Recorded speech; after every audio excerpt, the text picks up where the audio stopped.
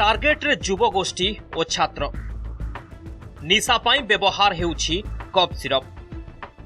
कटकरू विपुल बोतल जबत। चौद्वारू सीडीए अणाजाउथिबा बेले 3199 बोतल बेआईन कफ सिरप और नाइट 10 बटिका जबत करिछि मरकतनगर पुलिस। जबत कफ सिरप रो आनुमानिक मूल्य 4,15,000 टंका हेबो। बोतल पिछा 110 टंकार बिक्री होउथिला बोली police कहिछि।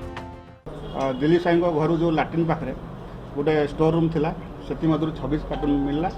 26 cartoon total 3,169 cough syrup मिली जोटा कि पडेन जोटा कि सरकार बैन अच्छी तदंत चली बाहर किसी लोक सप्लाई करती से कहला से किसी डिटेल्स कहनी किसी। निशा पाई युवगोष्ठी प्रथम पसंद पलटिछि कफ सिरप। यार बिक्री पाई व्यवहार हेउथिला कोड वार्ड। विशेष करी छात्रों को टार्गेट करुथिले निशा बेपारी।